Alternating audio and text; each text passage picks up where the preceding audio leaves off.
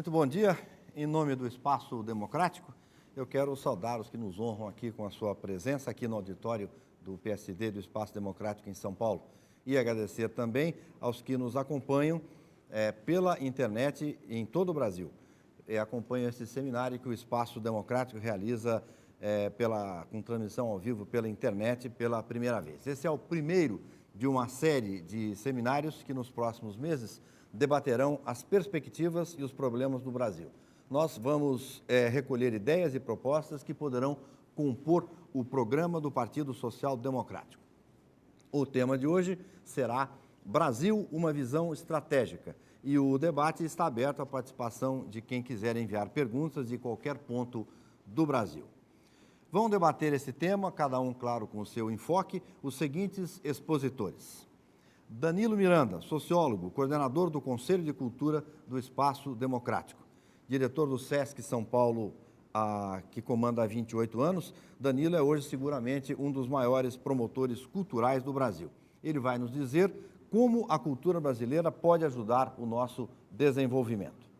O segundo palestrante é o embaixador José Botafogo Gonçalves, que é o coordenador do Conselho Temático de Política Externa e Comércio Exterior do Espaço Democrático. Ex-ministro da Indústria, Comércio e Turismo, o embaixador vai tratar aqui do tema a inserção do Brasil no mundo contemporâneo. Roberto Macedo é o terceiro palestrante, economista, coordenador dos Conselhos Temáticos do Espaço Democrático, professor da Universidade de São Paulo, ex-secretário de Política Econômica no Ministério da Fazenda. O professor terá como tema uma política macroeconômica para o Brasil. Cada expositor terá 10 minutos para as suas considerações iniciais. Em seguida, durante mais 10 minutos, nós teremos debates e respostas às perguntas que forem enviadas por aqueles que participam via internet em todo o Brasil. Participam como debatedores Guilherme Afif, que é o presidente do Espaço Democrático e vice-governador do Estado de São Paulo. E também o sociólogo e cientista político Rubens Figueiredo, que é o diretor do Espaço Democrático. Antes das palestras, acho que é importante lembrar um pouquinho do que foi o primeiro ano de vida do Partido Social Democrático, que nasceu em setembro do ano passado. Nós vamos ver agora um pouquinho dessa história. 5 na mão, na outra outro 5, PSD é 55. 5 na mão, na outra outro 5, o povo de mãos dadas é 55. 5 na mão, na outra outro 5, PSD é 55. Com 498 prefeitos e 4.665 vereadores eleitos em todo o Brasil, o Partido Social Democrático, PSD, consolidou-se nas eleições municipais de 2012 como a quarta maior força política do Brasil.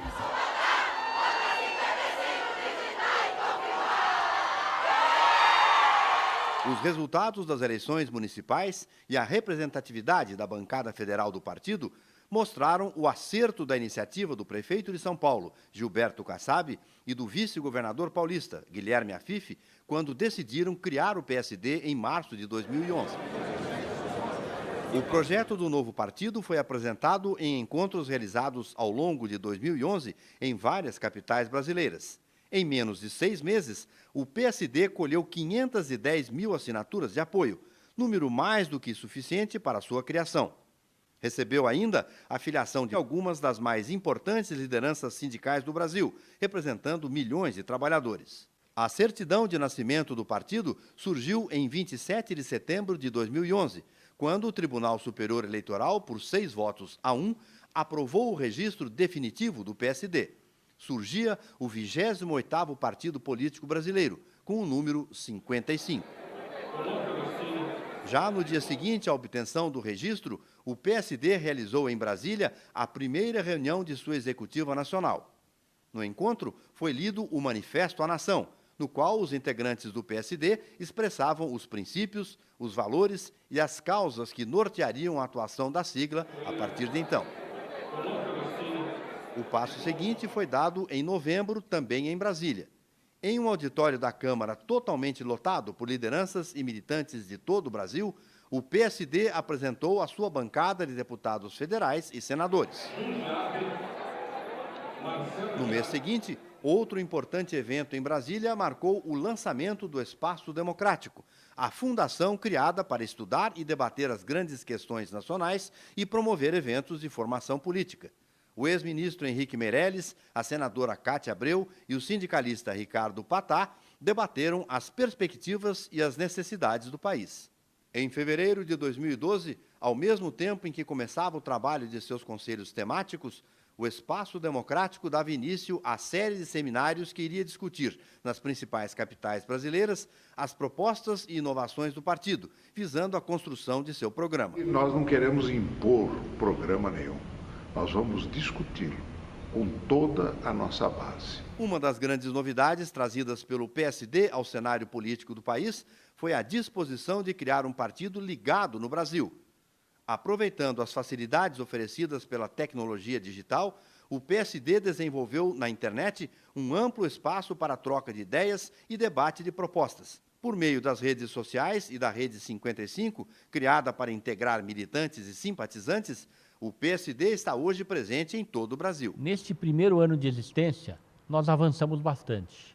Nós conquistamos um espaço fundamental para o desenvolvimento do nosso trabalho. Seja no Congresso Nacional, aonde hoje, na Câmara dos Deputados, somos a terceira bancada, seja junto à sociedade civil, seja junto a todas as unidades da federação onde estamos implantados, com diretórios, com vereadores, prefeitos, parlamentares. Em breve teremos um encontro nacional, uma convenção nacional, que irá aprovar o nosso programa, para que a partir daí seja esse o principal instrumento de direcionamento das nossas ações. Foi assim, com mente aberta, criatividade e muito esforço de cada um de seus integrantes, que o PSD mostrou a que veio. Hoje, um ano após a sua criação, o PSD é uma das maiores forças políticas do país.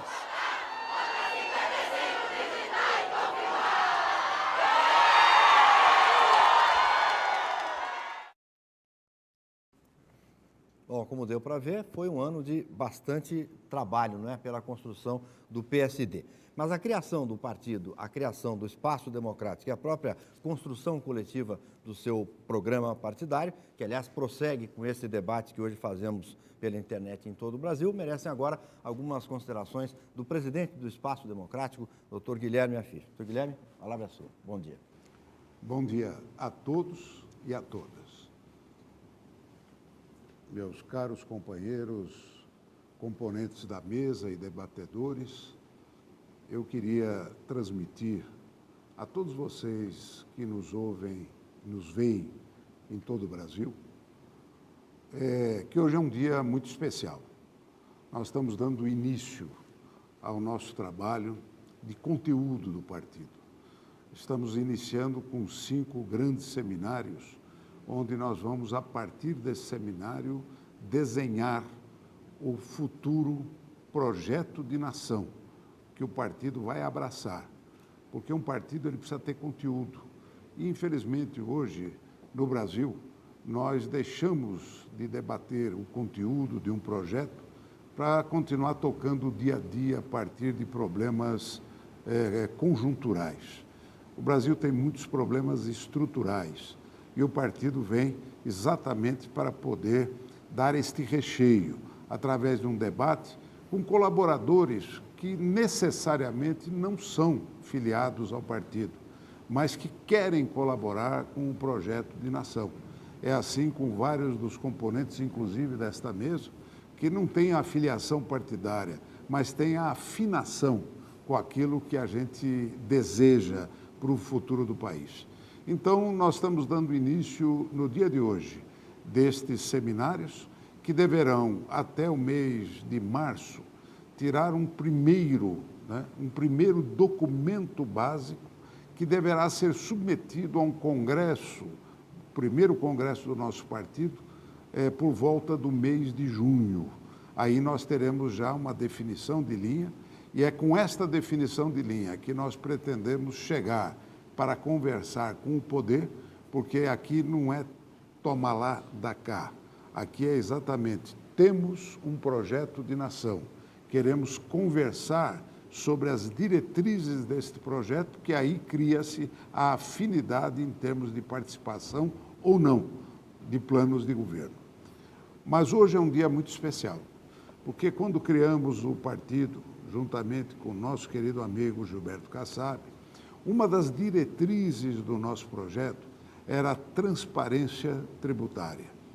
Essa é uma luta de muitos anos, desde a Constituinte, quando colocamos lá o parágrafo 5º do artigo 150 da Constituição, que dizia e determinava: o consumidor tem o direito de saber os impostos que paga nos bens e serviços consumidos.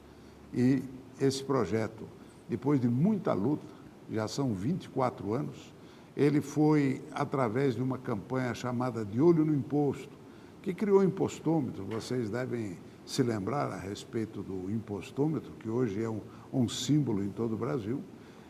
Nós colhemos 1,5 milhão de assinaturas.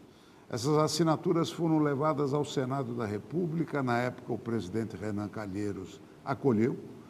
Por unanimidade das lideranças, ele foi aprovado no Senado, depois foi para a Câmara. Ficou lá morgando na Câmara por 4 ou 5 anos, quando a ação do PSD e da sua bancada, liderada pelo nosso companheiro o Guilherme Campos, junto com o Walter Ioshi e vários outros companheiros, nós então botamos na mesa a decisão do partido que estava no nosso programa de que isso deveria ser aprovado.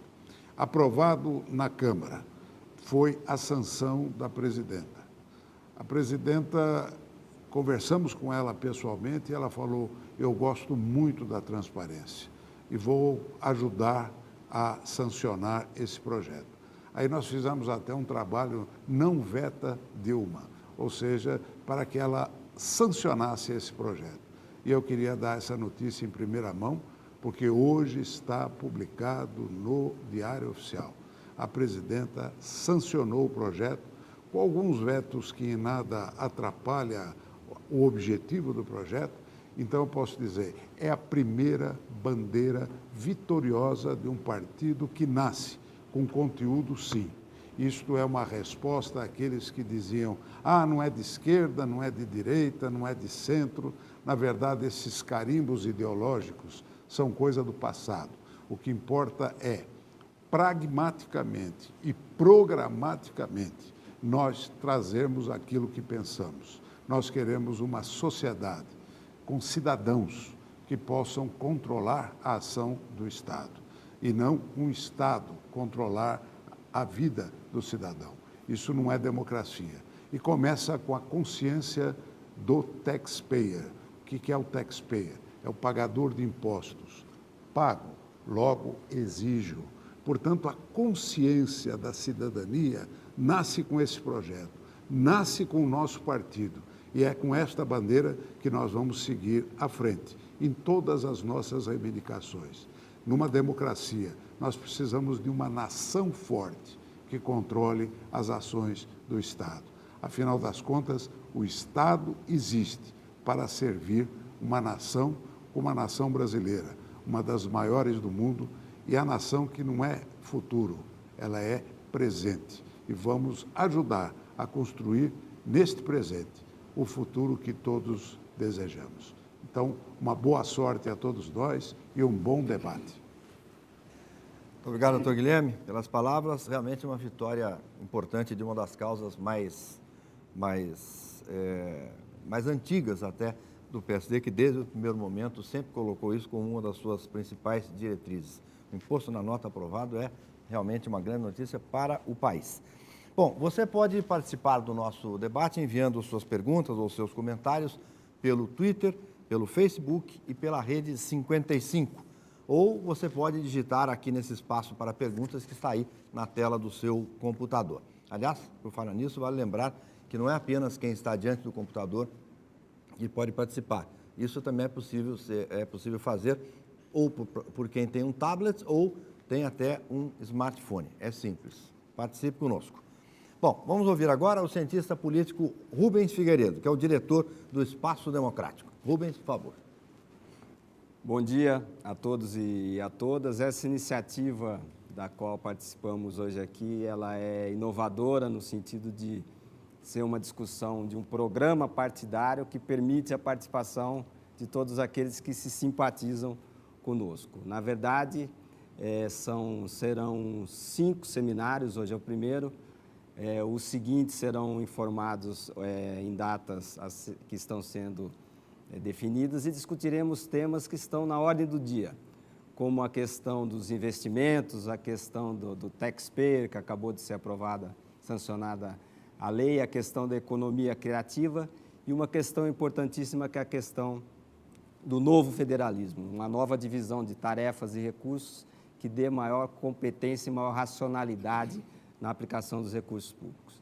Quero lembrar também que o Espaço Democrático acaba de preparar um livro que se chama Em Busca da Melhor Cidade, que é um livro onde se discute questões referentes aos municípios brasileiros. As eleições terminaram recentemente e o Espaço Democrático já tem um livro pronto que vai ser lançado dia 11, amanhã, em Brasília, no Congresso Nacional, e dia 12, na quarta-feira, aqui em São Paulo, na Livraria Cultura da Avenida Paulista. Estão todos convidados, seria uma honra recebê-los para que vocês tivessem a oportunidade de comprar, adquirir o livro e verificar, acompanhar as ideias que o Espaço Democrático e o PSD têm para o Brasil. Muito obrigado, Rubens. Nós temos repetido várias vezes que PSD, até uma brincadeira interessante, quer dizer também participe, sugira e decida. Por isso, nós vamos fazer hoje aqui também uma enquete pelo telefone celular. É simples, basta que você envie um torpedo, uma mensagem de texto, para o seguinte número, anote aí, 61 8289 5555. Basta você digitar A, B ou C para escolher uma das respostas à seguinte pergunta. Na sua opinião, o que é que atrapalha mais o desenvolvimento do Brasil? A, corrupção. B, burocracia. C, concentração de poderes no governo federal. Mande a mensagem durante a palestra e durante os debates. No final do seminário, a gente já vai ter a resposta para você, tá bom? Vamos agora à nossa primeira palestra, que vai tratar do tema Como a cultura brasileira pode ajudar o nosso desenvolvimento. 10 minutos para o coordenador do Conselho de Cultura do Espaço Democrático, sociólogo Danilo Miranda. Danilo. Muito obrigado. Bom dia a todos, a todas. Me agrada muito essa oportunidade de um debate como esse, em primeiro lugar. E, em segundo lugar, além do debate, ter a cultura ou a questão cultural como o primeiro tema, primeira questão que é colocada nesse debate. Isso revela, de fato, a importância, o peso, o significado que esse assunto tem e que é contemplado pelo espaço democrático e pelas pessoas que administram essa discussão. Em primeiro lugar, é importante ressaltar o que nós entendemos por cultura. Existem definições as mais variadas, muitos teóricos do Brasil e fora do Brasil para discutir o tema. Mas nós temos que nos apropriar de algumas ideias para podermos ter isso muito claro. Nós temos duas grandes linhas de pensamento com relação à questão do entendimento do que é a cultura. Em primeiro lugar, uma visão mais ampla, uma visão bastante genérica sobre tudo aquilo que diz respeito à criação humana. Tudo que é inventado pelo ser humano, tudo que não vem da natureza pronto, tudo que não é inato, tudo que não vem naturalmente, tudo aquilo que é criado, inventado, desenvolvido, gerado pelo ser humano, pela inteligência humana, é cultura. É cultura no sentido mais amplo do termo, e nesse sentido nós temos toda uma reflexão de caráter antropológico, muita gente pensando, refletindo, discutindo isso. Então, nesse sentido, nessa maneira de entender, tudo que nós imaginarmos que foi inventado, e aí não vem apenas a questão das artes, nem do simbólico, mas entra toda a questão da invenção humana, a escrita, a fala, o movimento humano, toda a política, tudo que foi inventado pelo ser humano para desenvolver a sua vida na civilização, tudo isso é fruto de um processo cultural, efetivamente. Em certo sentido, isso é importante ressaltar, que nós temos que migrar de uma posição em que considera a cultura apenas do ponto de vista da administração das artes, do simbólico, do imaterial, ou da memória material e imaterial, para essa visão um pouco mais ampla, em que a cultura tem essa presença transversal, está presente em tudo, está realmente muito viva na nossa existência. Portanto, ninguém pode se eximir de responsabilidades com relação à cultura. Todos nós estamos envolvidos no processo, todos nós somos produtos da cultura, todos nós somos criadores de cultura, todos nós somos resultados de cultura. Então, nós estamos presentes. Cultura é algo absolutamente presente no ser humano. E a questão de uma visão mais estrita diz respeito a essa perspectiva administrativa, digamos, em que a cultura é considerada apenas o campo do simbólico, do espetáculo, das artes, do imaterial, aquilo que diz respeito à nossa capacidade de gerar a nossa expressão através da música, da dança, do teatro, das artes visuais e de tudo aquilo. Mas a cultura é muito mais do que isso.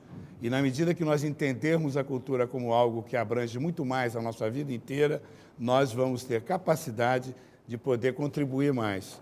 Nesse sentido, portanto, a gente entender o país, nessa visão muito ampla, nós vamos ver que nós somos um país muito rico, muito cheio de expressões das mais diversas no campo da cultura. A primeira razão disso é que nós somos um país de uma diversidade de origem fantástica. Nós somos um país formado por diversas etnias, as mais variadas, o negro, o branco, o europeu, o índio. Todos esses formaram a nossa cultura, a nossa civilização brasileira e a nossa cultura. Nesse sentido, portanto, nós somos fruto de muita influência, de muitas influências que até hoje existem no nosso país e que são objeto de considerações as mais diversas. Nós somos um país, portanto, com uma variedade, uma riqueza, uma capacidade, portanto, de gerar, de criar, de inventar, que vai do norte ao sul de maneira muito intensa. Portanto, tudo isso tem que ser transformado em algo que enriqueça mais ainda o nosso país. Não um enriquecimento apenas do ponto de vista espiritual, conceitual, que é importantíssimo, ou imaterial, mas até mesmo do ponto de vista da economia, que é algo que a gente tem que considerar sempre, não é? Então, essa formação brasileira nos traz essas características tão fortes da nossa famosa, importante diversidade. A diversidade, portanto, é para nós uma riqueza fundamental. E isso, para nós, como capital adquirido, deve ser explorado como tal, de maneira muito rica. Isso tem a ver com o quê? Tem a ver com as nossas expressões as mais variadas. Tem a ver com a nossa música, com a nossa dança, com a nossa maneira de considerar o mundo, enxergar o mundo e ver tudo mais. Portanto, a prática de levar tudo isso para uma política pública é algo absolutamente vital, fundamental.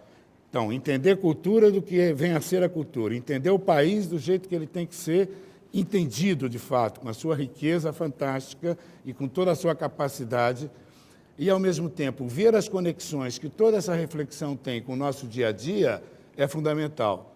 A primeira relação que tem que ser feita é entre cultura e educação.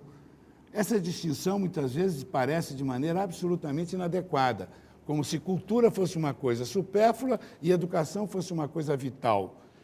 Nós temos que considerar o seguinte: cultura e educação são duas facetas de uma mesma realidade. Nós não podemos imaginar um país que não tenha, na sua formação, esta preocupação cultural permanente através do processo educativo, que é uma parte do processo de formação do país. Nós nascemos e, no momento que a gente nasce, a gente começa a ter contato com a nossa cultura, nós nos desenvolvemos, nós frequentamos a escola em todos os seus níveis e saímos da escola e continuamos, de alguma forma, um processo cultural permanente. Portanto, a educação é um processo permanente e a cultura leva em conta esses aspectos. Na prática, o que nós temos que pensar é de como realizar na administração em geral, em todos os níveis da administração do Estado, município, estados e a federação, como lidar com a questão cultural, como trabalhar com essa perspectiva de facilitar, de permitir o surgimento, o desenvolvimento da ação cultural efetivamente. Isso significa o quê? Significa democratização do acesso, significa permitir que todos, absolutamente todos, tenham acesso à educação e à cultura. E acesso à cultura significa não apenas ter contato com a escola, com as famílias, com a sociedade, mas ter contato com todas as expressões culturais, as mais diversas, que nós temos uma capacidade enorme de gerar, temos uma capacidade enorme de produzir, mas nem sempre temos uma capacidade enorme de distribuir, de mostrar, de levar a todos os rincões as manifestações culturais as mais diversas. Como eu disse antes, todos nós somos produtores de cultura e, ao mesmo tempo, consumidores de cultura. Como lidar com essa dupla realidade? De um lado, como facilitar para que a produção venha, que a criação surja cada vez mais, como criar mecanismos em todo o país para que isso surja de uma maneira intensa, usando todas as forças da comunidade, Estado, o privado, todos eles juntos trabalhando em favor dessa perspectiva. Em segundo lugar, como permitir que o acesso, que essa produção toda tenha o alcance de atingir a todos.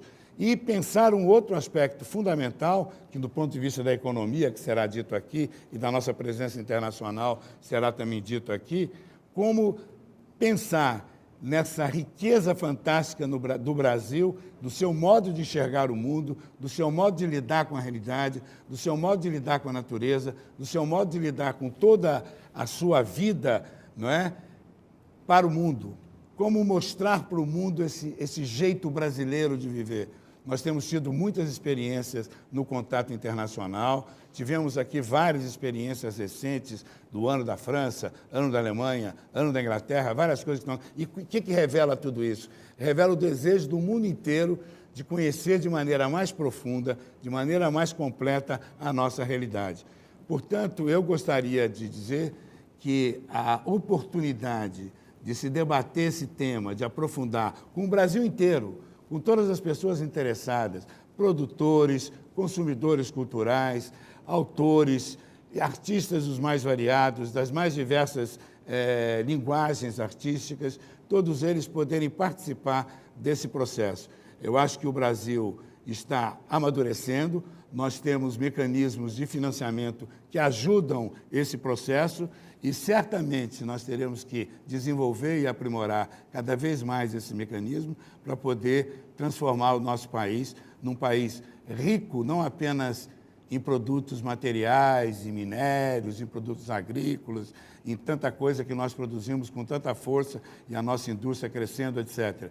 Mas produzir também do ponto de vista imaterial, ou seja, nós somos um país que temos uma música maravilhosa, reconhecida no mundo inteiro, temos um cinema fantástico, temos uma capacidade enorme de poder produzir belezas para o mundo inteiro e isso cada vez mais está sendo respeitado, está sendo visto, está sendo olhado para nós. Como lidar com essa verdade? Como transformar isso em benefício para toda a população? Esse é um dado fundamental, que certamente é um desafio que é colocado para nós nesse momento. Portanto, eu gostaria de deixar como primeira reflexão esta ideia de como transformar esta riqueza cultural brasileira fantástica em produtos que possam enriquecer cada vez mais o nosso país. Muito obrigado.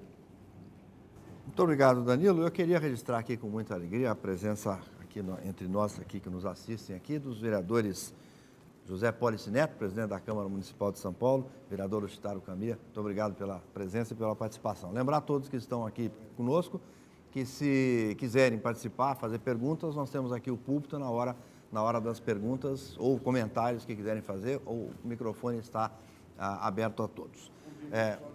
Pois não? Ah, sim, acabou de chegar nosso vereador Marco Aurélio Cunha. Muito prazer, muita alegria pela presença. Quero reforçar que a nossa pesquisa via celular deve ser feita pelo telefone 61, código de Brasília, 61-8289-5555. A pergunta é a seguinte: na sua opinião, o que é que atrapalha mais o desenvolvimento do Brasil? A, a corrupção, B, a burocracia, C, a concentração de poderes no governo federal. Você manda a mensagem digitando uma dessas letras que para indicar a sua resposta. No final do seminário nós teremos aqui o resultado da nossa enquete. Bom, agora nós vamos às perguntas e os comentários abertos de todo o Brasil. Ô, Danilo, eu tenho uma pergunta, uma primeira que vem de Minas Gerais, veio pela Rede 55, veio do Jorge Peixoto. Ele quer saber se cultura se ensina na escola. A cultura não se ensina apenas na escola, é o que eu dizia agora há pouco, mas também na escola. Eu acho que a escola brasileira, de modo geral, ela tem ainda que evoluir muito para transformar a nossa população em participantes do processo cultural de maneira cada vez mais intensa. Se nós levarmos em conta que a população toda brasileira envolvida com o mundo da educação formal, é superior a 50 milhões de pessoas, se levarmos em conta alunos, professores, funcionários, em todos os níveis do ensino formal, mais de 50 milhões de pessoas, e nós levarmos em conta que o nosso consumo cultural efetivamente é muito baixo, nós estamos verificando que há um divórcio entre a escola e a cultura, e o consumo cultural, propriamente dito. Então, há que desenvolver um processo maior de fazer com que nossos professores, nossos alunos, todo mundo envolvido, sejam consumidores de cultura, leiam, tenham capacidade de participar do processo cultural, se envolvam com a cultura de maneira efetiva. Esse é um processo permanente, então, eu acho que realmente a cultura também se aprende na escola, não só, mas também. Eu tenho aqui agora uma pergunta que vem de Goiânia. É de um músico que acompanha o nosso debate. Ele é vocalista e guitarrista de uma banda de rock da cidade. Ou seja, é um músico independente.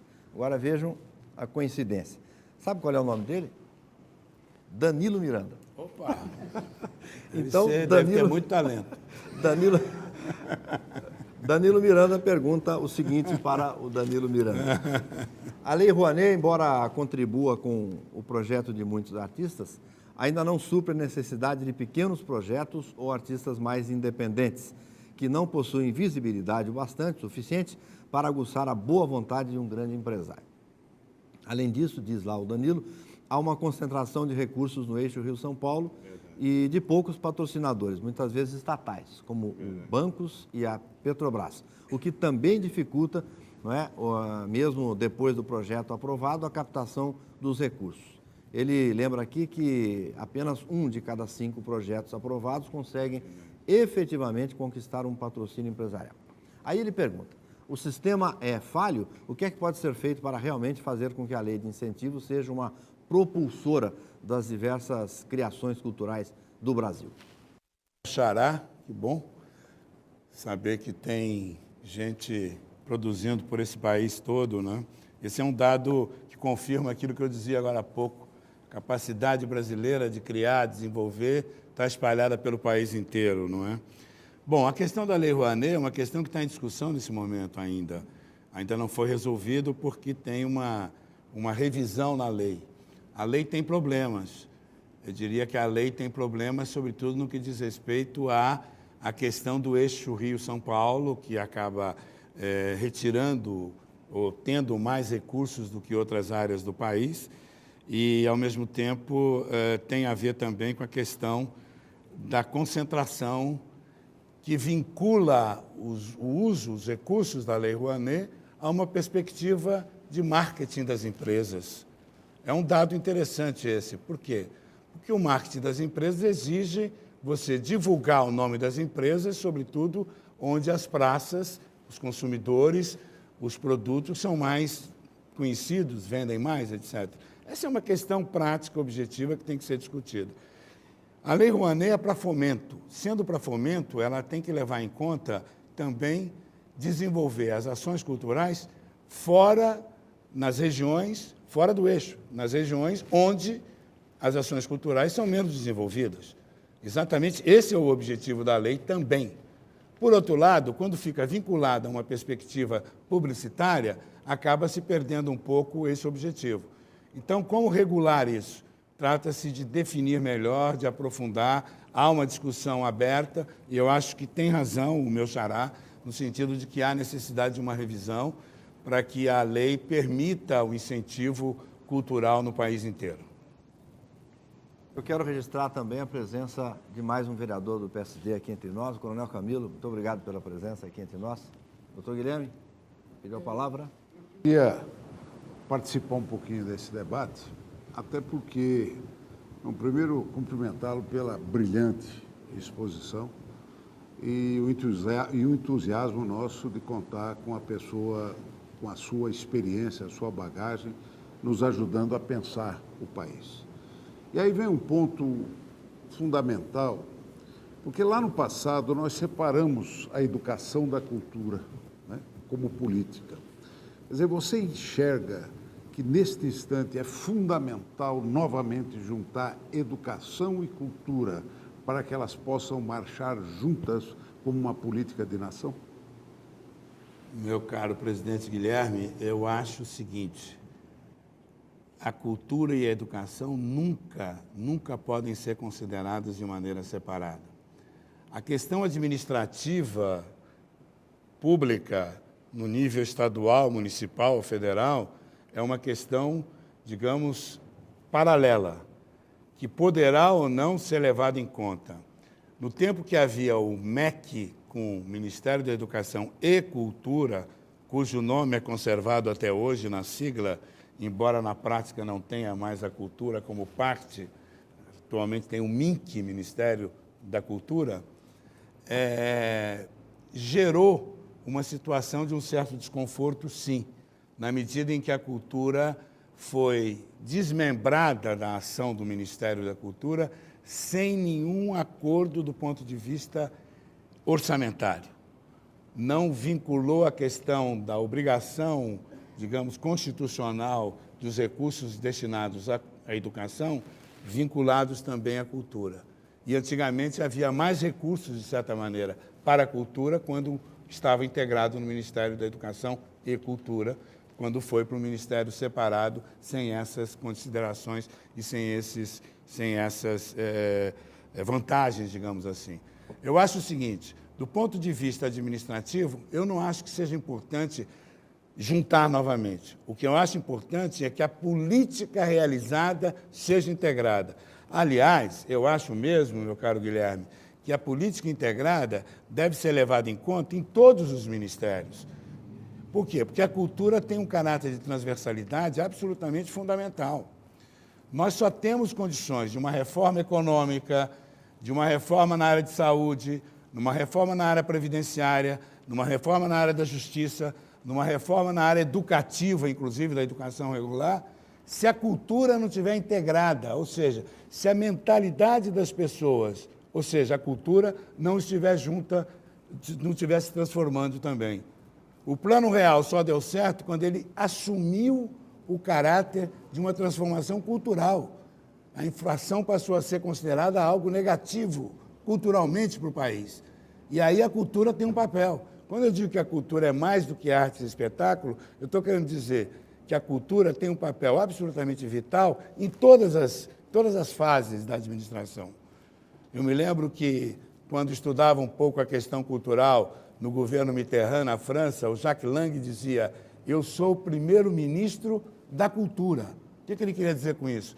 Que quando a justiça, quando a defesa, quando a saúde queriam discutir algum aspecto que mexia com a mentalidade, com a cabeça das pessoas, a cultura estava presente. O ministro da Cultura estava presente na discussão, né? Então, esse é um detalhe interessante. E aí eu diria que a questão da cultura vai ser muito mais, digamos, bem resolvida no país no dia que estiver integrada, sobretudo, com a questão educacional. Portanto, estiver trabalhando junto com o Ministério da Educação também. Obrigado, Danilo. Nós vamos agora ao nosso segundo tema de hoje. Eu antes queria registrar também aqui com muita alegria a presença do nosso vice-presidente do Espaço Democrático, deputado federal Vilmar Rocha. Seja bem-vindo. Nós vamos ao segundo tema de hoje, que é o papel e as perspectivas do Brasil no mundo atual. 10 minutos agora para o embaixador José Botafogo Gonçalves, que é o coordenador do Conselho de Política Externa e Comércio Exterior do Espaço Democrático. Embaixador, por favor. Muito obrigado pela possibilidade de contribuir para um debate tão importante. A inserção internacional do Brasil pressupõe, primeiro, uma definição do que somos ou do que queremos ser. Nos últimos 50 anos, as transformações no Brasil foram tão significativas, tão rápidas e tão profundas, em todos os campos, político, social, econômico, cultural, que é até difícil definir o que o Brasil é hoje. Então, esse exercício, em primeiro lugar, eu acho que deve procurar deixar o Brasil que fomos para definir o Brasil que somos e o Brasil que queremos ser. Esse é o ponto principal. Para isso, tem que ter uma visão estratégica. O Brasil que somos hoje tem características interessantes. Politicamente, ele é um país democrático, está se consolidando cada vez mais a mentalidade, a cultura democrática, né? Mas convive com instituições do Brasil do passado, do Brasil velho, clientelista, oligárquico, discriminatório. Então, esse é o primeiro problema. Nós temos que trabalhar para um Brasil moderno, onde as instituições possam refletir o que o Brasil que queremos ser. No campo econômico, as transformações foram extraordinárias. Passamos a ser a sexta economia do mundo, temos uma indústria muito diversificada, desenvolvida, mas, porém, com uma falha de competitividade grave, que nós estamos vendo ainda nenhuma saída para esse problema de maneira imediata. Temos ainda uma visão autárquica herdada do passado, queremos produzir tudo e tudo no Brasil, com uma excessiva preocupação com o mercado interno e com uma obsessão pelo chamado conteúdo local. Quer dizer, qualquer coisa no Brasil tem que ter conteúdo local majoritário. Não é o exemplo da China, não é o exemplo da Índia, não é o exemplo dos Estados Unidos. Temos que rever esses conceitos. No campo financeiro, nós temos um sistema moderno, sistema bancário sólido, o crescimento da consciência e da cultura anti-inflacionária, como disse Danilo, é muito importante, mas nós ainda vivemos dentro de um clima de debilidade de políticas fiscais e um sistema federativo muito complicado que permite que o Brasil tenha uma fúria arrecadadora, mas não garante a qualidade do gasto público. Então, recolhemos muito e gastamos mal, e muito. E no plano social, nós temos um Brasil que finalmente entendeu que sem inclusão social não há desenvolvimento sustentável. Muito bem. Este é o Brasil que existe e é o Brasil que queremos ser, é aquele que vai nos ajudar a projetarmos no exterior. A primeira observação que eu faço é a seguinte: o Brasil faz parte do mundo ocidental. O Brasil faz parte do hemisfério ocidental. O Brasil é essencialmente um país situado na América do Sul, com vizinhos sul-americanos e com relações muito particulares e importantes com os vizinhos norte-americanos. A herança europeia certamente é evidente, forte, devemos mantê-la, devemos cultivá-la. Ela constitui um ponto importante da nossa composição étnica, mas não é só, temos a contribuição asiática através do Japão, temos a contribuição do Oriente Médio, através dos sírios, libaneses, mas nós somos um país ocidental, né? Um intelectual francês dizia: o Brasil é o extremo ocidente. E é pura verdade. Mas nós não estamos explorando as nossas potencialidades no hemisfério. Nem no hemisfério norte ainda temos algum ranço, às vezes pouco explicável, pouco explicável anti-americano, quando, na verdade, nós temos muito que tirar proveito de alguns valores democráticos que compartilhamos com os Estados Unidos, mas também de alguns outros valores econômicos, sobretudo aqueles derivados do conceito de inovação, de criatividade que é a chave para o desenvolvimento brasileiro e que nós, no Brasil, estamos mais atrasados em relação aos Estados Unidos. Mas, em relação à América do Sul, então, o nosso atraso na política externa ainda é muito mais forte.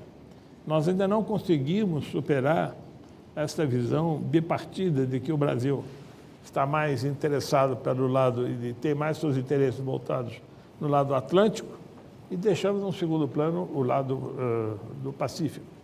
Certamente que a geografia explica muito esse problema, porque nós estamos separados dos países da costa do Pacífico, dois obstáculos geográficos os mais complicados do mundo, que é a floresta amazônica, seguida da Cordilheira dos Andes. Mas hoje há tecnologia suficiente e há capacidade suficiente para superar essas dificuldades logísticas e estruturais, de maneira que nós temos que incorporar os países andinos, sobretudo aqueles mais dinâmicos. Além do Chile, que é uma economia pequena, mas muito bem organizada, nós temos dois países grandes, importantes, que estão crescendo 2 vezes mais rápido que o Brasil, que é o Peru e a Colômbia, e a respeito do qual nós não estamos tendo nenhuma política forte. Pelo contrário, temos uma política de ressentimento, porque eles criaram com o México, com o Chile, o Arco do Pacífico, e isso o governo atual entendeu como sendo um desafio ao Brasil, ao Mercosul. E a resposta então vamos ampliar o Mercosul, simplesmente convidando todo mundo para participar do Mercosul, sem nenhuma definição dos objetivos dos novos sócios do Mercosul. Esse é um erro e temos que, ao contrário, incorporar a economia brasileira às economias dos países dinâmicos da área do Pacífico.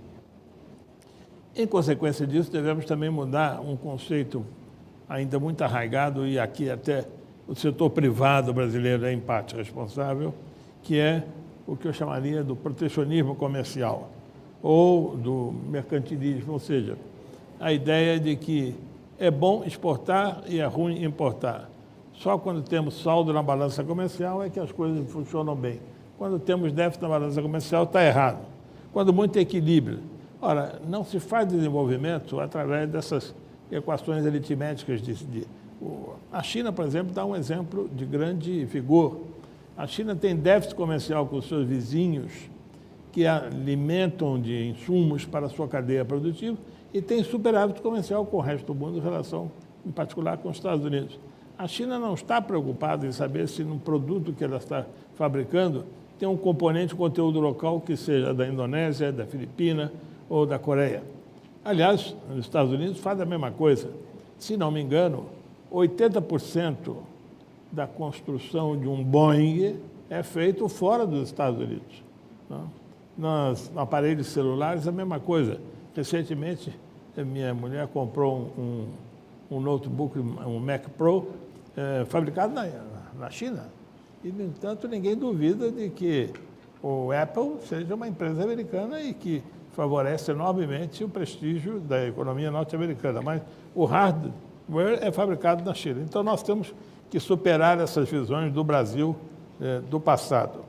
Naturalmente, em relação à América do Sul, temos um aspecto extremamente importante, que não foi mencionado, que não é mencionado com frequência, que é como administrar a região amazônica. O Brasil não é o único proprietário da Amazônia.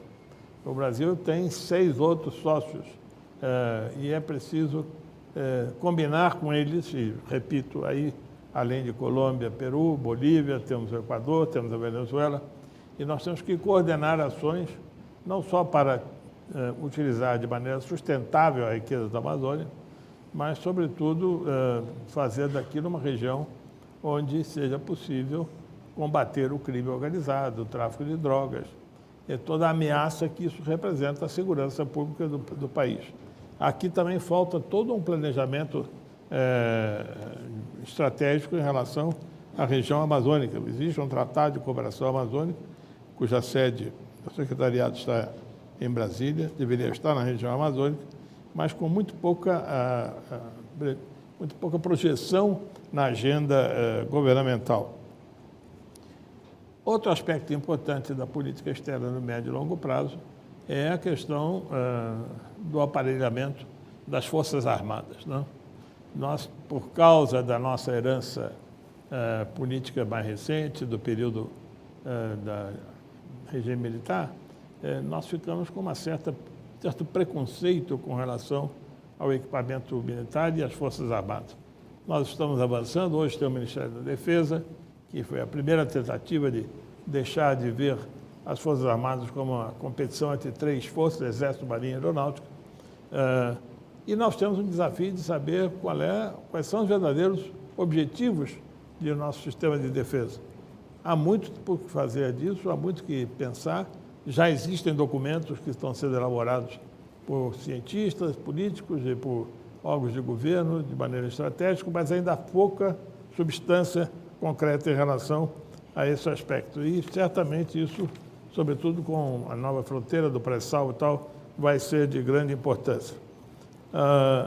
Se nós executarmos essas tarefas de maneira adequada, sobretudo com ênfase na América do Sul e nas nossas relações hemisféricas, nós daremos um passo importante para alcançar, não um objetivo, mas uma consequência que é natural do tamanho do Brasil, que é a participação como membro permanente do Conselho de Segurança das Nações Unidas.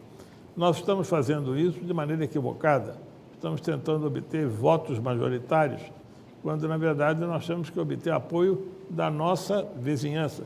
Não é possível imaginar que o Brasil será membro do Conselho Permanente do Conselho de Segurança se não tivermos o apoio nem da Argentina nem do México, que até hoje declararam explicitamente que são contra essa participação. Finalmente, para concluir a minha exposição, lamentavelmente um tempo curto, como nós devemos trabalhar na Ásia? Eu acho que a China é o grande desafio, ao mesmo tempo a grande oportunidade. Com relação à China, mas também à Índia, à Indonésia, o futuro do Brasil será essencialmente aquele de fornecedor de alimentos. A China deverá incorporar centenas de milhões de habitantes no seu espaço urbano. Essas pessoas têm que se alimentar. Eles vão consumir, eventualmente, menos aço, menos cobre, dependendo da conjuntura econômica, mas não vão consumir menos comida. Então, nós temos que ter uma política de negociação comercial com os países asiáticos, com a China em particular, para abrir o mercado de alimentos que só o Brasil e outros países do Mercosul terão condições a curto prazo de suprir, porém com uma modificação importante para a abertura de mercado de valor agregado. Não queremos vender só grão de soja, queremos vender a soja transformada em frango, transformada em produtos industrializados. E com relação à África, por enquanto, nós certamente teremos que continuar prestando a cooperação técnica, sobretudo no campo agrícola, e também a cooperação financeira através das empresas brasileiras transnacionais que já estão presentes na América do Sul, estão presentes na América do Norte, estão presentes na Europa, estão presentes na Ásia e agora estão começando a estar mais presentes também na África. Então, em resumo, o Brasil tem que pensar estrategicamente a partir do que ele é hoje, o que ele pretende ser e atuar essencialmente no hemisfério ocidental. Muito obrigado. Embaixador, obrigado. Vem uma pergunta de Mogi das Cruzes, vem pela Rede 55, é do Rodrigo Najar Urbano. Ele está perguntando o seguinte: como o Brasil está crescendo rápido demais, não é possível que aconteça conosco o mesmo que está abatendo atualmente os países europeus? Isso vale também para o Roberto Macedo comentar depois. Embaixador. Bem, lamentavelmente, o Brasil não está crescendo rápido, mas está crescendo devagar demais. Historicamente, durante o século XX, certamente o Brasil foi um dos países que mais cresceram no mundo, depois do Japão. Mas nós estamos com uma crise importante e não sabemos como sair dela no curto prazo. Estamos crescendo muito modestamente. Eu não tenho dúvida de que, talvez depois da exposição do Roberto Macedo, nós venhamos a ver de que maneira o Brasil pode romper essa situação de impasse de crescimento que nos encontramos hoje e voltar a crescer a 4%, 5% ao ano. Não 3, 3,5. Eu acho que tem gente que já fica feliz em falar em 3, 3,5. Nós devemos ser muito mais ambiciosos. Crescer no mínimo 5% é perfeitamente possível e isso exige, naturalmente, reformas profundas. E isso vai nos colocar numa posição de muito maior dinamismo no mundo e, pelo contrário, nós vamos ser parte da solução dos problemas europeus e de problemas de outras regiões que estejam atravessando crises econômicas. Obrigado. Rubens Figueiredo, queria comentar? Cumprimentado pela sua clara exposição. E o Brasil ele tem 3 vertentes na sua política externa, poderíamos dizer assim. Uma de consolidar essa liderança regional, que até pelo tamanho do Brasil e as dimensões da sua economia é difícil não ser líder aqui. Depois essa dimensão, vou chamar de humanística, de se aproximar dos países pobres, principalmente da África, e uma certa resistência a se relacionar com os BRICS e com os países europeus e os países mais desenvolvidos. Então, isso criou uma condição que as trocas comerciais brasileiras, elas são de uma dimensão muito pequena em relação ao que deveria ser. A minha pergunta, qual é a imagem que o Brasil tem por ter essas nuances na sua política externa no mundo? Isso está melhorando ou está piorando? Não, a resposta é muito fácil. A imagem que o Brasil tem no mundo tem melhorado de maneira extraordinária. Às vezes até quase que indevida, porque nós aqui no Brasil estamos mais atentos aos nossos problemas, às nossas dificuldades e achamos até que o mundo está sendo bastante generoso com o Brasil. Mas na verdade que não está, porque o Brasil realmente tem se projetado com razão, não só pelo tamanho da sua economia e pela diversidade da sua atividade, embora em termos absolutos ainda reduzido. Quer dizer, nós contribuímos com 1,3% do comércio mundial. Isso é uma vergonha. O Brasil deveria ter uma participação no comércio mundial muito maior. Mas é um comércio diversificado. Agora, nós temos um aspecto, que aliás foi mencionado na palestra do Danilo, que é o que se chama o soft power brasileiro, onde a cultura brasileira, sobretudo, causa esse espanto, não só pela música, pelo esporte, pelo cinema, pela literatura, mas pela ação do indivíduo. Quer dizer, o brasileiro é um ser que no resto do mundo é visto como alguém que exerce a sua atividade de forma surpreendentemente positiva. A alegria do brasileiro, muitos perguntam, como é que é possível que o brasileiro seja feliz num país com tanta desigualdade social? Então, aqui entra esse componente que, na linguagem diplomática moderna, fala-se soft power, mas que tem muito de componente cultural, como foi mencionado antes, e que justifica e que explica por que o Brasil seduz tanto a opinião pública internacional e seduz tanto os nossos vizinhos próximos e distantes. Eu acho que o embaixador acabou com essa sua observação respondendo ao Felipe Eloy Teixeira Albuquerque, lá de Porto Feliz, aqui no estado de São Paulo. Ele enviou a pergunta pelo Facebook, dizendo que lembrando que um dos nossos produtos culturais mais conhecidos lá fora é o carnaval. E ele perguntava, o Brasil é só isso? Acho que o senhor acabou de dizer que não é bem assim. Doutor Guilherme, por favor, sua observação. Eu gostaria de fazer até uma indagação ao nosso ministro Botafogo e também o cumprimentando pela exposição clara, objetiva e integrada, absolutamente integrada com a parte do que foi colocado pelo Danilo na cultura e que será colocada pelo Roberto Macedo. Agora, nós temos uma programação, e está aqui o nosso doutor Vilmar Rocha, que é o nosso vice-presidente do Espaço Democrático, e que também cuida da parte de relações internacionais do nosso partido e da nossa fundação. E nós estamos querendo promover, no segundo semestre do próximo ano, uma conferência ibero-americana de partidos de centro na América do Sul.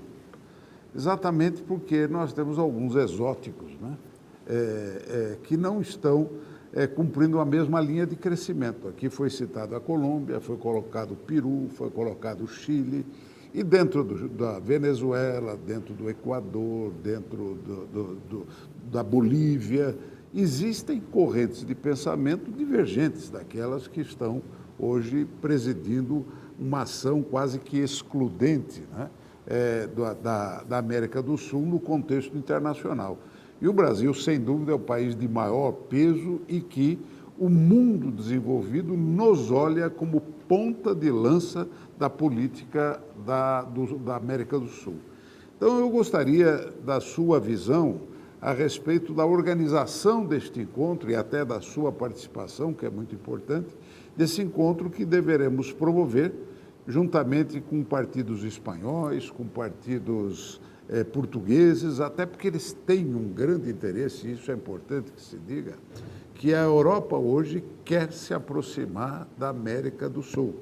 Se fala muito na tentativa de se fazer quase um mercado de ligação do continente europeu com o continente americano.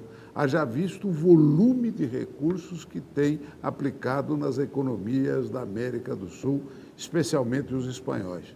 Como é que o senhor vê essa aproximação e a possibilidade da organização pelo Espaço Democrático como fundação deste grande encontro ibero-americano para discutirmos o nosso futuro? Presidente, acho a ideia extremamente proveitosa e oportuna, porém é preciso que ela se situe dentro de um parâmetro muito claro, ou seja, por tradição cultural, histórica, um pouco bacharelística, fala-se muito de América Latina, de América do Sul, normalmente refletindo a visão dos países de língua hispânica. Toda reunião latino-americana fala-se do fundo do hispano-americano, entendeu? E a situação do Brasil é muito particular, porque é um país que fala português, não é só diferença de língua, é diferença de cultura. Fala português, faz política diferente, e tem uma realidade histórica, étnica muito diferente. Então, unir esses dois universos, vamos chamar assim, do universo cultural hispânico e do universo cultural lusófono, eu acho muito importante. Me pergunto se não seria o caso de termos uma participação de alguns países importantes de língua portuguesa, porque, evidentemente, são eles onde o Brasil tem uma influência cultural e mesmo econômico-comercial importante. Mas isso seria uma questão mais de organização.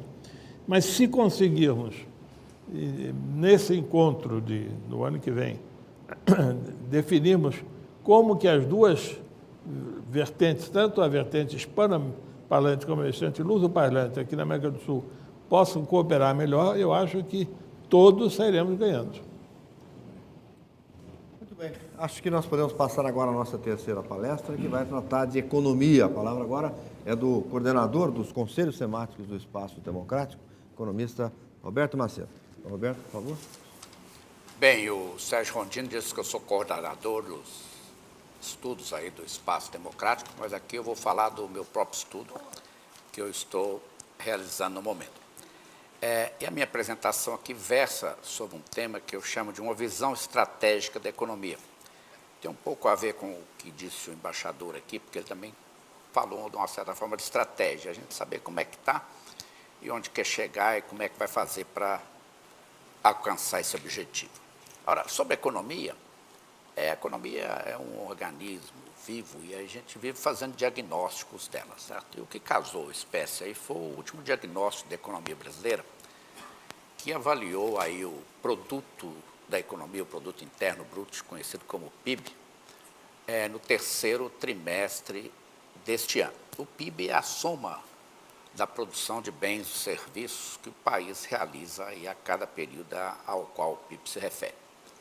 Aí houve uma surpresa, porque difundiu-se, não só pelo governo, mas também por analistas do mercado financeiro, que a economia ia crescer perto de 1% nesse trimestre, por força de vários estímulos que o governo deu, como no caso aí da redução de juros e da redução, por exemplo, os impostos aí sobre os automóveis e produtos da chamada linha branca, ou geladeiras da indústria eletroeletrônica. Então, se esperava que fosse crescer 1%.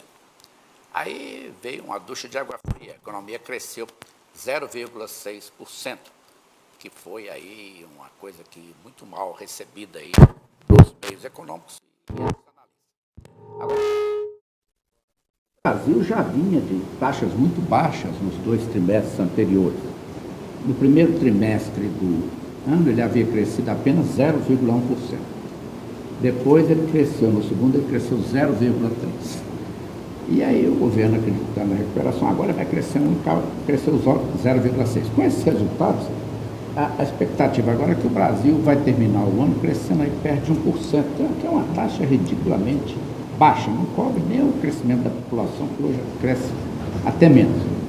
Aí procurou-se identificar o que está acontecendo de errado. Aí fala-se muito aí da crise externa, mas já foi dito aqui pelo embaixador Botafogo que, mesmo entre nossos vizinhos, nós temos países, né, que enfrentam também crises externas, alguns produzem até coisas similares às nossas, e agora está em modo a mencionar o Peru, a Colômbia, o Chile e o México, estão crescendo quase o dobro do Brasil, também enfrentando crise externa. Aí hoje já há um consenso, e é bom que se alcance esse consenso, porque isso aí facilita a tomada de medidas, que o problema do Brasil está nos investimentos. O que é isso?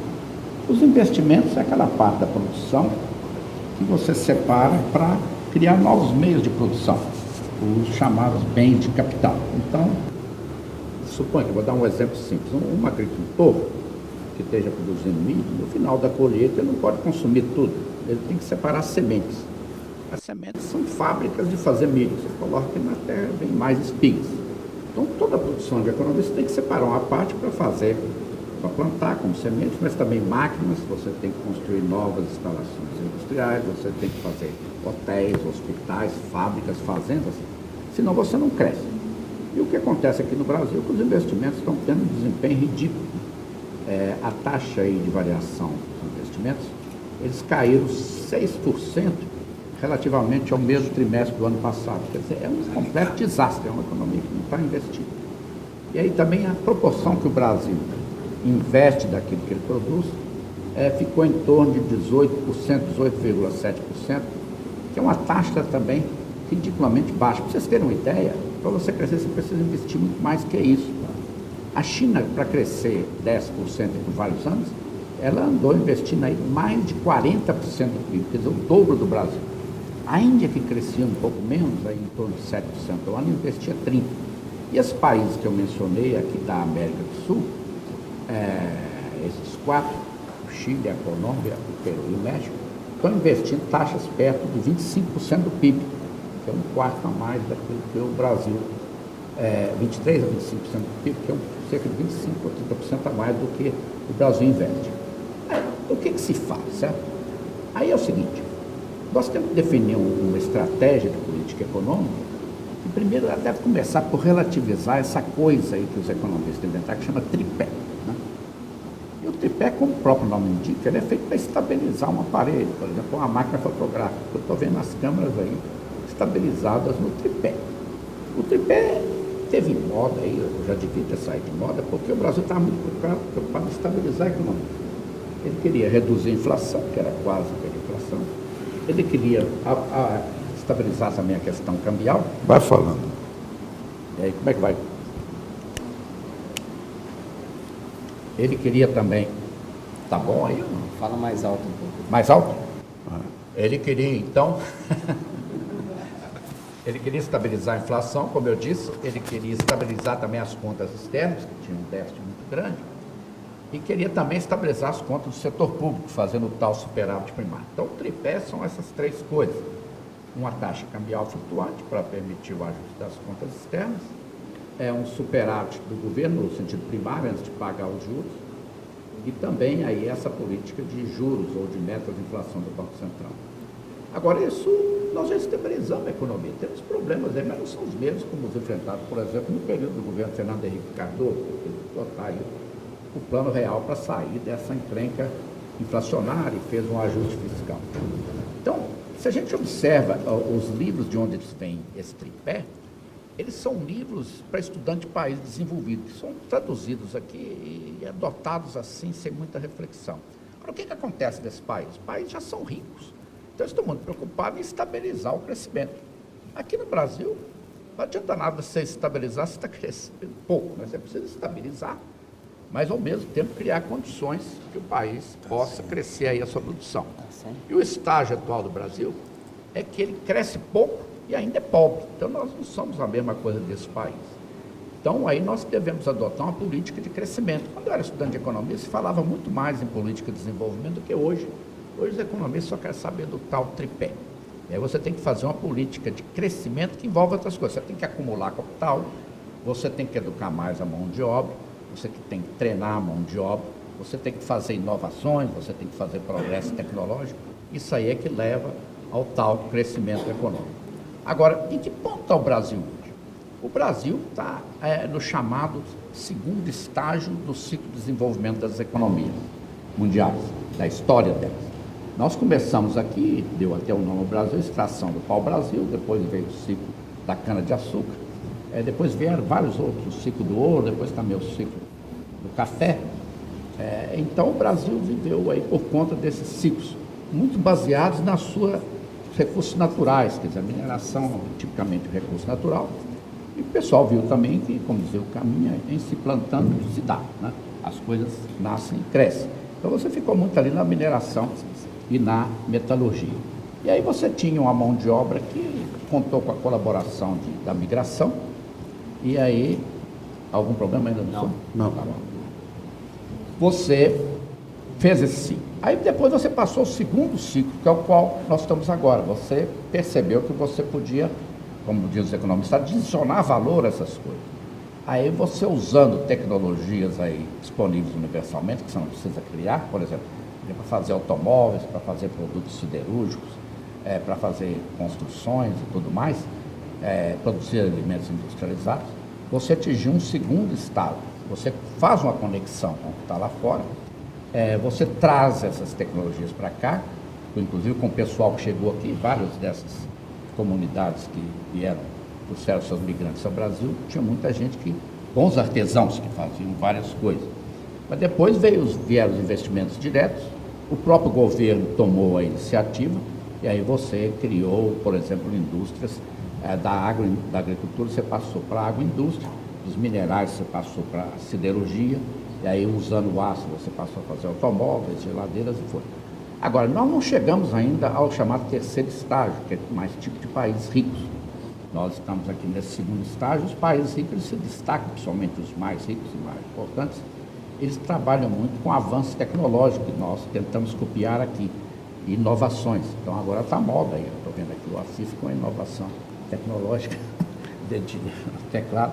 Estou conversando com pessoas que estão nos assistindo em Minas. Aliás... Bem, mande a minha saudação, porque eu sou de lá. Ele tem pergunta para você aqui, que depois eu passo. Então, nós estamos nesse segundo estado. Agora, o Brasil fica sonhando em fazer inovações tecnológicas, investe nisso, mas é muito difícil você competir com Estados Unidos, Japão e Alemanha, de onde sai aí toda essa parafernália eletrônica, por exemplo, que nós usamos, de onde saem esses aviões que nós utilizamos aí no transporte aéreo. Já fazemos aviões aqui, mas os motores e toda a eletrônica embarcada nesse avião vem de fora. Então, qual é a nossa visão? Nós devemos, primeiro, nos consolidarmos nesse segundo estágio, que ainda há muita coisa para fazer, é o que o brasileiro sabe. E aqui, usando a cultura no sentido lato, conforme falou o Danilo, nós temos uma cultura econômica que, pela nossa história, era muito assentada na agricultura, na mineração e no comércio. O Afif aqui sabe que boa parte dos seus ascendentes vieram para cá para fazer o comércio e entraram aí por esse Brasil afora. Então, nós temos uma tradição nisso, o Brasil é bom nessas coisas, então eu acho que a gente precisa de consolidar esse estágio e, ao mesmo tempo, você vai tentando fazer incursões no outro. Né? Agora, o que acontece no Brasil? Uma coisa que nós temos percebido é que os incentivos do governo eles são muito voltados para bens finais. Por quê? Tem uma preocupação política de prontos, que vão direto para o consumidor. Esse é um bem final. Por quê? Porque tem uma preocupação política de agradar o consumidor. Inclusive, o governo enche o consumidor de crédito, a ponto de hoje, boa parte dos consumidores está muito endividada e não consegue aí tomar empréstimos novos. Então, aqui nós estamos propondo uma estratégia, não é também diferente, é complementar. Nós definimos um eixo dessa política em que você volta à agricultura, enfatiza muito a indústria. Alguém aqui já mencionou, se for Botafogo, quando você exportar para a China, você tem que procurar mandar valor adicionado. Então, mesmo se você manda soja, você tenta fazer pelo menos um farelo de soja, depois faz algum tipo de agregado e já manda alimentos industrializados, porque o Brasil tem uma base produtiva boa para isso. E um exemplo, já que você falou com Minas, eu gosto muito de usar, é o da indústria metalúrgica. Nós temos mineração e temos indústria siderúrgica. É muito concentrada lá em Minas, além de outros metais. Então, eu sei que a indústria siderúrgica está com problema de demanda, com excesso de capacidade, estão falando sem vender indústrias aqui baratas, porque a concorrência externa é muito forte. Mas nós podemos, dentro de uma estratégia de aumentar a produtividade, porque você para aumentar o produto, você precisa aumentar a produtividade, aumentar a competitividade, nós temos, por exemplo, a oportunidade, que eu acho única agora no momento, e ensejada por outras condições, é que está todo mundo se queixando que a mão de obra está ficando difícil, está ficando cara. Eu acho que isso é uma bênção, porque o país só vai melhorar mesmo quando as pessoas aí de menor qualificação alcançarem qualificação e tiverem salário mais alto. Não cabe, é muito bom que os salários estejam subindo. Mas isso enseja também a oportunidade de, por exemplo, você pegar a sua mineração e a sua indústria siderúrgica e passar a fazer mais construções usando estruturas metálicas. É o que a gente vê em países desenvolvidos, inclusive na China. Tem aí na internet, quem quiser ver, um prédio feito de um hotel, acho que em 7 dias. Eles prepararam tudo antes e depois montaram a coisa. Agora, isso aí, você precisa reeducar os engenheiros brasileiros, que são viciados em concreto armado. Mas eu conversei com alguns deles, gente aí da Escola Politécnica, e falou, Marcelo, não é muito problema fazer prédio com estrutura metálica. Você tem softwares que calculam tudo que você precisa. O mais difícil é você preparar a indústria, mas isso é política de governo. Preparar a indústria para você, elas entregarem todos aqueles perfis que a sua planta dizer que são necessários. Agora, outra questão básica aí nesse segundo estágio é a infraestrutura. Para você trabalhar bem com a agricultura e a indústria e consolidá-los, essas indústrias baseadas nos nossos recursos naturais, de outras formas, você precisa ter uma infraestrutura muito grande. E a nossa estrutura está em estado lastimável.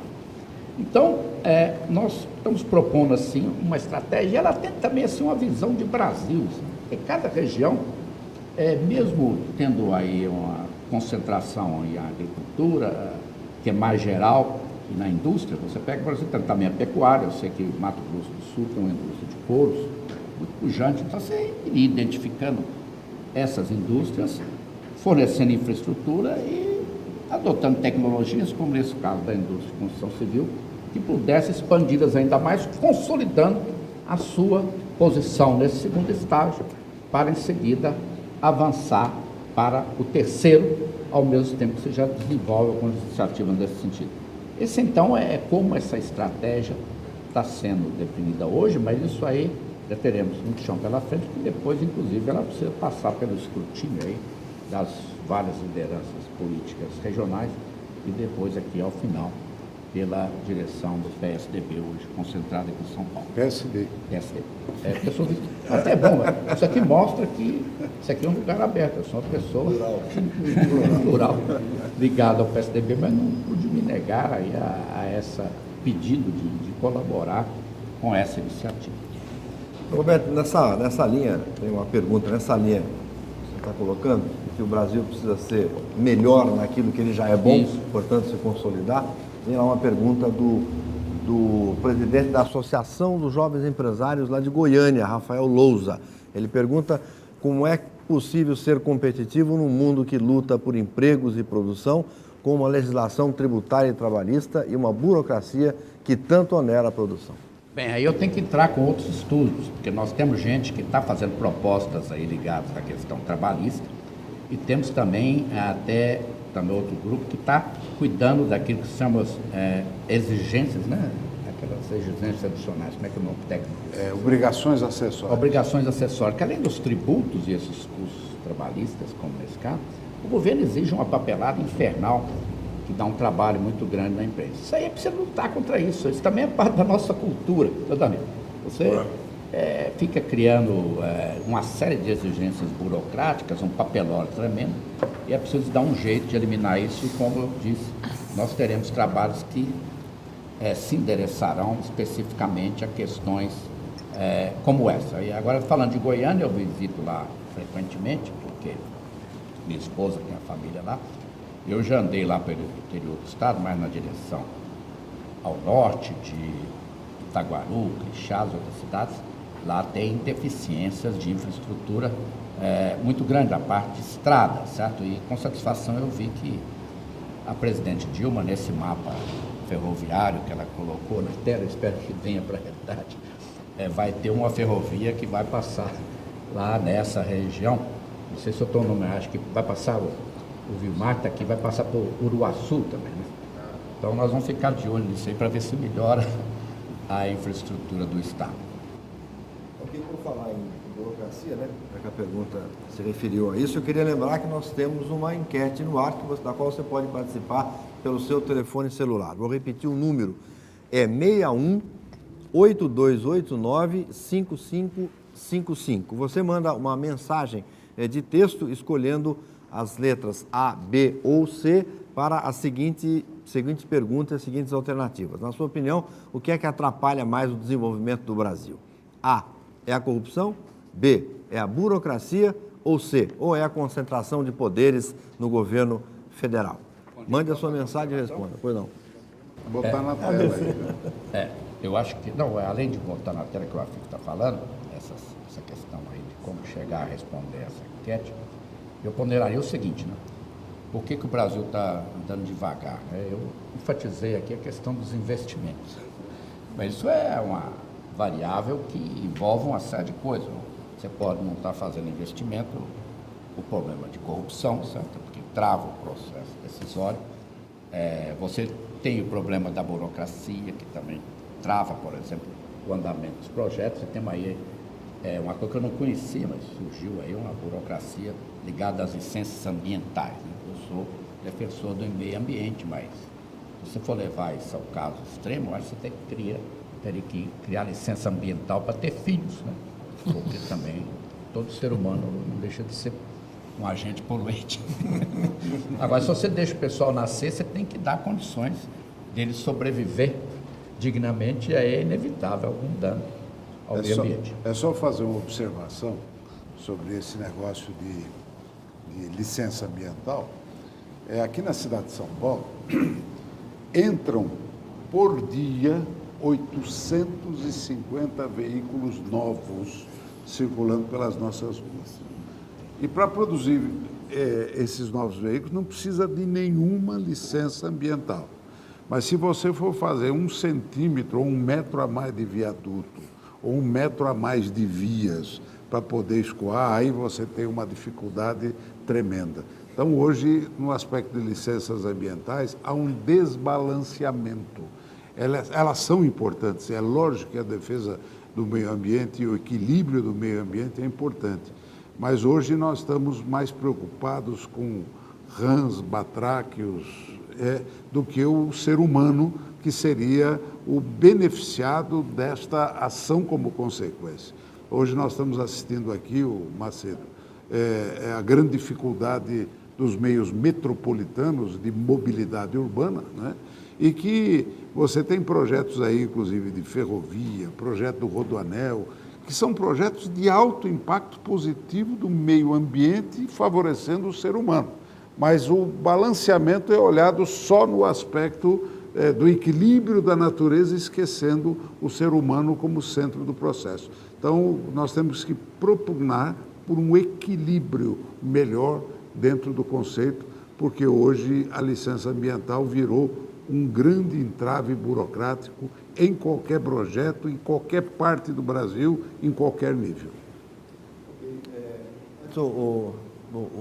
Vou mandar uma questão aqui que vem de São Paulo, vem pelo Facebook, é do Guilherme. eu acho que cabe mais ao Danilo.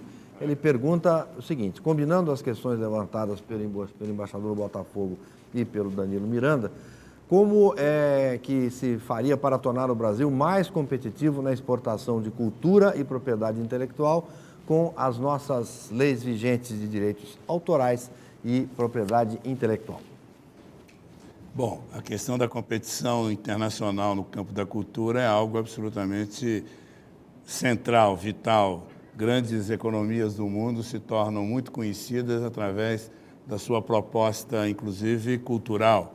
Quem não conhece, por exemplo, como é que são os táxis de Nova York? Mesmo quem nunca foi a Nova York sabe como é que são os táxis. Não, por quê? Porque essa imagem se espalha pelo mundo inteiro, não é? Mesmo nos países mais remotos do mundo se tem essa ideia. O cinema americano é um grande exemplo dessa força fantástica de um imaginário produzido, colocado, eu diria quase que às vezes imposto ao mundo inteiro, como algo absolutamente extraordinário. E isso por quê? Porque há toda uma força econômica por trás desse produto cultural. É um produto cultural, sim, mas é um produto cultural que está imbuído e está colocando toda uma questão econômica junto. Bom, com relação a essa questão de direitos autorais, propriedade intelectual e a lei vigente no Brasil, nós vivemos um momento muito especial, porque tudo que se falou aqui, se falou também da questão de um pacto, uma questão de um acerto. São interesses que são colocados na mesa e que têm que ser negociados permanentemente. De um lado, nós temos a necessidade de respeitar o criador, de valorizar aquele que inventa, aquele que é o artista que faz e que cria. Por outro lado, a gente tem que respeitar também o direito da sociedade de ter acesso a esse conhecimento e a essa informação. Inclusive, nenhum criador é um criador isolado, sozinho. Ele é fruto de uma sociedade também. Claro que o seu talento faz parte, claro que isso está ali, mas isso, como conciliar esses elementos todos? Eu acho que a gente tem que sentar na mesa e discutir de uma maneira mais completa a questão dos pactos todos que devem ser colocados em discussão. Um deles é esse, o direito do conhecimento, o acesso livre a tudo, o software livre, espera um pouco, livre, mas e os criadores, aqueles que inventaram, aqueles que criaram, como eles devem ser respeitados, como eles devem ser remunerados? Então, eu tenho a impressão que a tecnologia que evolui a cada momento vai criar, daqui a algum tempo, um modo de se remunerar a todos os criadores de uma maneira mais justa, de modo que aquela parte que é realmente o talento, que é a invenção, que é a criatividade, que é esforço pessoal, seja levada em conta. E aquela parte que é social, é fruto do seu desenvolvimento coletivo, digamos assim, seja respeitado também de modo a que traga para todo mundo o mesmo resultado. Não é simples, não é fácil, mas eu tenho a impressão que a gente está evoluindo e, aos poucos, a legislação vai contemplar isso melhor. Obrigado. Antes do resultado da nossa enquete, eu acho que já o tempo correu que nós estávamos prevendo. Eu queria pedir ao vice-governador Guilherme Afif, nosso presidente do Espaço Democrático, então, que faça algumas palavras, uma avaliação aqui do nosso seminário de hoje e, sobretudo, apontando para os próximos. Eu queria compartilhar isso com o nosso Rubens Figueiredo, para nos ajudar dentro desse processo. Mas esse é o primeiro passo. Aliás, o importante é ouvirmos o que está acontecendo em todas as partes do Brasil e até estimular uma participação maior nesse debate, porque nós temos que correr contra o tempo. Vocês sabem que o processo político é muito dinâmico e você não pode ser atropelado por este processo. Você tem que estar à frente dele. É o que nós estamos tentando. Quer dizer, quando começamos agora em dezembro, este início dos debates, na formulação do projeto, que está sendo coordenado pelo professor Roberto Macedo, é exatamente colhermos subsídios desse debate, até porque essas perguntas que estão entrando, parece que nós temos 157 perguntas que entraram, todas serão respondidas. Não aqui no ar, porque não dá tempo, mas nós queremos manter essa interconectividade, ouvindo o Brasil e, ao mesmo tempo, confeccionando o a estrutura das nossas ideias baseados nesses princípios que aqui foram colocados. O dia de hoje começa onde nós estamos colocando as coisas no seu lugar certo, começando por um debate sobre cultura. E vejam que a cultura é muito mais amplo do que nós estamos falando, porque aqui no Brasil a cultura é espetáculo, é arte, é o artista também, mas cultura é muito mais do que isso. Cultura é, por exemplo, a consciência do pagador de impostos de um povo que não tem cultura de ser cidadão, tem cultura de ser súdito, ainda por herança da nossa coroa. Isto são transformações culturais que estão acontecendo. Um país lastreado na agricultura, na mineração, e é lógico que a cultura deste povo foi fortemente forjada em cima dessa raiz no campo que nós temos, né? Aliás, o brasileiro tem uma nostalgia de origem muito forte, principalmente os que vivem nos grandes centros urbanos, né? Por que tem tanto sucesso a música sertaneja? É lógico que na cultura dele, ele está muito ligado em termos de raízes ao nosso interior, né? Então, esse aspecto da cultura, ele é fundamental para darmos o passo inicial no nosso projeto. Aí se insere, como estamos colocando, a cultura interna e a visão internacional. Como é que nós vamos conviver com esta assimilação permanente? A economia criativa, que é fruto de uma explosão cultural de várias etnias aqui reunidas. Eu vi que tem pergunta aí sobre artesanato, que é a coisa mais importante no campo econômico, que é a expressão cultural de um povo através do seu artesanato. E aí entram as políticas de micro e pequena empresa, entram as políticas de desburocratização para poder fluir esta criatividade. E aqui o ponto central colocado pelo professor Roberto Macedo, que é um assunto que nós vamos evoluir muito rapidamente, com essa notícia de que estamos crescendo muito menos do que poderíamos. E é lógico, aí tem só uma palavra: investimento em infraestrutura. Como responder rapidamente a isso? Como trazer os capitais externos para investir em risco na nossa infraestrutura? Como transmitir a confiança ao investidor externo de que no Brasil nós vamos cumprir as regras direitinho para que eles possam investir no longo prazo? Qual o conceito de nacionalismo que nós queremos? É um nacionalismo de meios ou é um nacionalismo de fins? Juscelino dizia muito claramente: eu tenho um nacionalismo de fins, os meios que sejam os mais eficazes para nos promover e nos desenvolver. Esses são os pontos que estarão na nossa proposta, no nosso projeto de nação, a ser debatido por todo o Brasil, e estamos dando um passo inicial muito importante. Rubens. Esse primeiro seminário, ele procurou delinear uma visão estratégica do Brasil, levando em conta os aspectos culturais, de política externa e de política econômica. E é interessante como esses temas se articulam, eles se articularam naturalmente nas exposições que nós assistimos aqui. Esse é o primeiro de uma série de 5 debates, teremos mais 4. E um vídeo editado desse debate, ele ficará no nosso site, na nossa página de internet, à disposição. E ele poderá ser, esse debate deverá ser enriquecido ao longo dos meses com a participação de quem quiser contribuir para esse projeto para a nação que o partido e a Fundação Espaço Democrático estão coordenando. E é interessante, viu, doutor Danilo, essa diversidade brasileira, né? Outro dia eu estava lendo que a música Garota de Ipanema é a segunda mais tocada da história da música no mundo. E também nós exportamos Michel Teló, que é um sucesso internacional. Então, essa diversidade, essa capacidade do Brasil produzir, a gente precisa mostrar para o mundo, porque tem uma diferença entre traço cultural e estereótipo.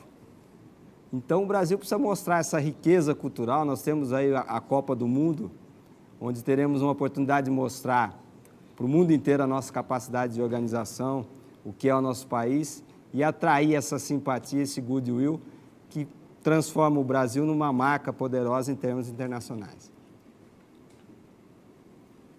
Certo, obrigado, Rubens. Lembrando sempre que este debate, essa série de seminários fazem parte da construção do programa partidário do Partido Social Democrático, que, convenhamos, não é algo muito comum no Brasil, né? Muito pelo contrário. Eu queria agradecer e pedir as palavras finais de cada um dos nossos caros palestrantes, começando aqui pelo nosso querido Danilo.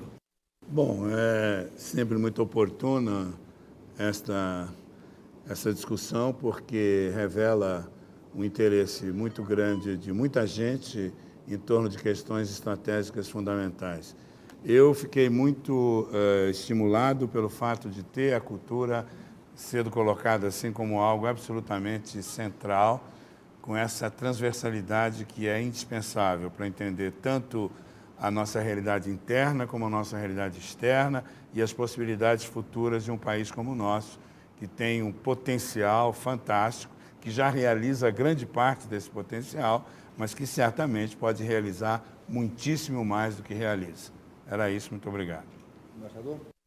A política externa brasileira tem uma história absolutamente única na maioria das nações e muito particularmente aqui no hemisfério. Ela sempre foi parte essencial da formação da nossa nacionalidade e com muito bom resultado.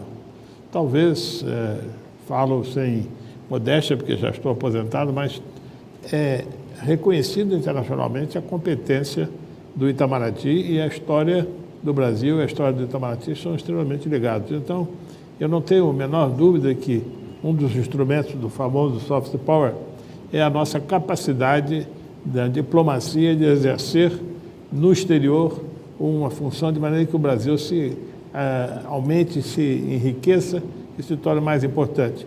Apesar das conjunturas nem sempre favoráveis no momento, alguns problemas relativos à partidarização da política externa, eu estou convencido de que nós temos instrumentos institucionais e a diplomacia um deles que vai permitir que alcancemos esses objetivos de médio e longo prazo. Obrigado. Roberto? Bem, eu queria aproveitar aqui para responder uma pergunta do Paulo Simão, que é o presidente do partido em Minas Gerais, que chegou aqui no telefone do AFIF. Eu diria, Paulo Simão, a sua pergunta é sobre o papel aí das PPPs, certo? Fala mais alto. Então, nessa questão das PPPs, eu hoje fui sorteado aqui com... Aumenta o volume seu. O seu. Tem que aumentar o meu volume. O teu. E o Paulo Simão, essa questão das PPPs está recebendo aqui uma atenção especial. Por quê? A questão básica é o seguinte: o governo não tem dinheiro para fazer todas essas obras de infraestrutura das quais o Brasil está precisando. E, então, ele mesmo percebeu, mesmo tendo aí algumas áreas do governo, restrições a essa questão da iniciativa privada, percebeu que não há mais o que discutir, certo? É aquilo que o AFIF fala. Você tem um fim, que é melhorar a infraestrutura. Os meios, você tem que ser pragmático. E mesmo o pessoal mais radical, aí, contrário à participação do setor privado, está cedendo aí em face o argumento dessa necessidade e passando aí, como a gente tem visto aí, o governo fazendo grandes programas de concessão de rodovias, de ferrovias, e mais recentemente fez aí no caso dos portos. Então isso aí se impõe e vai constituir uma parte importante aí desse programa, inclusive no documento preliminar que nós estamos trabalhando aí no momento, já foram incorporadas várias ideias com relação às PPPs, apresentadas por um membro do nosso partido, Samuel Hanan, que foi secretário da Fazenda do Amazonas, e acho que até vice-governador lá. Ele é um profundo conhecedor do assunto e apresentou várias sugestões, inclusive a de você isentar as PPPs de impostos, e também o governo estendeu o fundo de garantia federal das PPPs para incorporar também aquelas que sejam feitas por estados e municípios. Então, realmente, você tem toda a razão de levantar esse aspecto e eu também tenho base para dizer que nós estamos respondendo a inquietações como essa. Obrigado, Roberto. Queria lembrar mais uma vez que o livro Em Busca da Melhor Cidade, editado para o Espaço Democrático, estará sendo lançado amanhã no Congresso Nacional, no Salão Verde da Câmara dos Deputados, amanhã em Brasília, e na quarta-feira em São Paulo, na Livraria Cultura. Eu gostaria agora de anunciar, então, o resultado da nossa enquete, que durante todo o debate foi sendo feita entre os participantes que se manifestaram via telefone celular. A pergunta era o que é que atrapalha mais o desenvolvimento do Brasil? Corrupção, burocracia ou a concentração de poderes no governo federal? Resultado, uma bola meio cantada, né? Concentração de poderes no governo federal, 17%. Burocracia, 29%. E corrupção, 54%. Maioria absoluta. Vamos lá. Aliás, aqui nós precisamos fazer uma relação de causa e efeito, né? Na hora que se aponta que a corrupção é o maior entrave, né, nós temos que olhar que a pergunta da corrupção ela acaba também olhando o aspecto da concentração do poder federal. Por quê? Por que existe a corrupção? Porque quem está perto do problema está longe dos recursos, que é o caso dos municípios.